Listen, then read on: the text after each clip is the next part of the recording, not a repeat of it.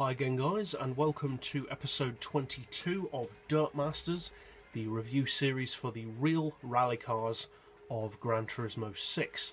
So in this episode we're featuring quite a unique little rally car. It's the Renault 5 Maxi Turbo, and this car is unique in as much as it's a mid-engine rear-wheel drive rally car, which does give it a unique weight layout and also unique handling.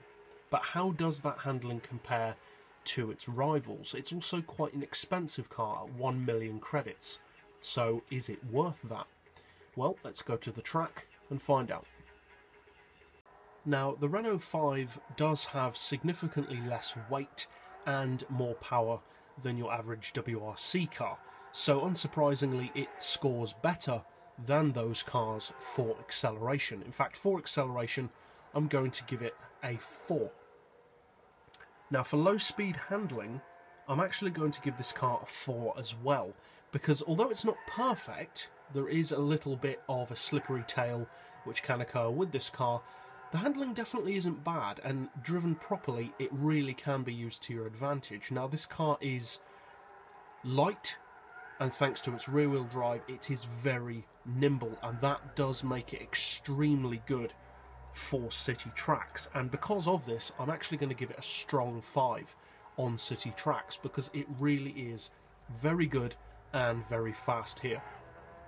So now let's see how it takes on a country track. Now the turn in and rear wheel drive handling advantage that this car has really does carry over as well to these twisty country tracks. It handles very well. It is at the same time quite tricky to drive, but it's definitely not bad. It has a unique handling signature which does incline it towards trying to drift, but used well it really is an advantage. And for country tracks it drives brilliantly. The acceleration is very good, the car is extremely compact, very nimble, and really can fly around corners. Now for top end performance, again, I'm going to give it a 4.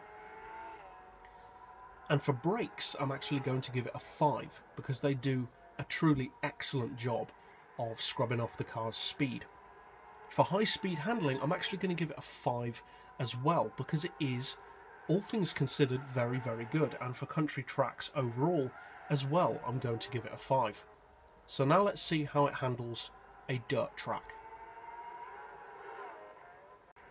Now, unfortunately, the rear-wheel drive and mid-engine aspect of this car does work against it on a dirt track.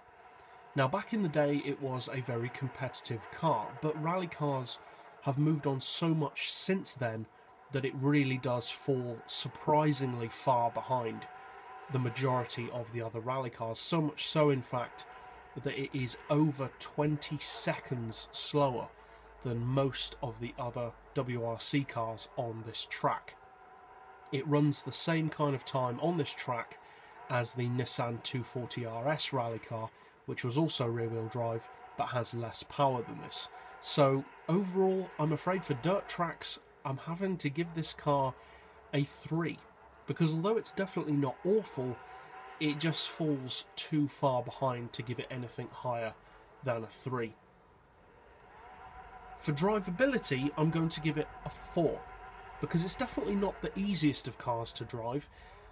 But the reason why I'm giving it a 4 and not a 3, because technically speaking the handling is tricky enough to give a 3, but the reason why I'm giving it a 4 is because unlike many cars which are difficult and problematic to drive, this one is actually worth sticking with, especially for tarmac-based tracks, because once you learn how to use it, it really is a usable car.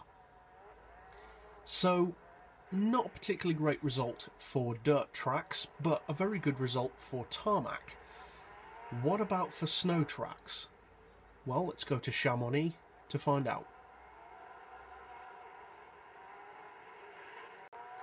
Now, straight off the bat, the Renault 5 does feel much, much more at home here than on a dirt track, and that's perhaps not too surprising, because rear-wheel drive does lend itself towards being better on a snow track, because you can really get that counterbalance around corners that you need and keep that high speed flow without worrying about the kind of understeer that you would usually get from an all-wheel drive or a front-wheel drive rally car. So it definitely performs better here than on a dirt track, and it feels much happier here, but it does still fall behind its rivals. So overall, I'm going to give it a 4 for snow tracks, because although it definitely feels better than a dirt track, it still doesn't feel as good here as it does on both city and country tracks. So a mixed result overall for the Renault 5. Some ways very good, some ways it falls far behind. But now let's go back to the garage for a roundup of its best and worst point. Overall then, the Renault 5 is an interesting rally car. It offers a completely different driving style to many of the other rally cars on the game. It's one of very few rear-wheel drive rally cars available on Gran Turismo, and that rear-wheel drive actually leads to both its best and worst points. Its best point is most definitely how nimble its handling is at low speeds, especially on tarmac-based rallies such as city tracks and twisty country tracks. It's just a shame that we don't have that many tracks that's useful for on Gran Turismo 6, which is a shame, because on Gran Turismo 5 there were a healthy number of road rally tracks, and we used to have the Pikes Peak. It'd be nice to have that back now that the Pikes Peak is completely a road course, because on a track such as that, this car would really come into its own. However, at the same time, that rear-wheel drive handling does also give it its worst downside, which is that it just cannot get its power down properly on dirt or snow tracks. Now, on snow tracks it still works reasonably well, but even so, it does fall behind its rivals. So overall, is it worth 1,000,000 credits? Well, from a historic and collector's point of view, yes. For pure performance, no.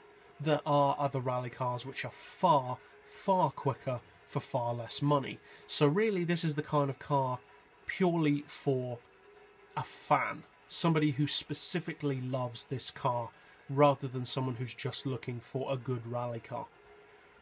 Now overall, as a tabulation of all of its ratings put together, it does achieve a respectable 4.3 out of 5, so it's definitely not a bad car, but it is a lot more challenging than many of the other rally cars to get the best out of. So as always, I'll put this car's specs, ratings and lap times in the video description for you to compare that to the other rally cars if you need to. And that's it for this episode, so I'll see you guys next time, and as always, thanks for watching.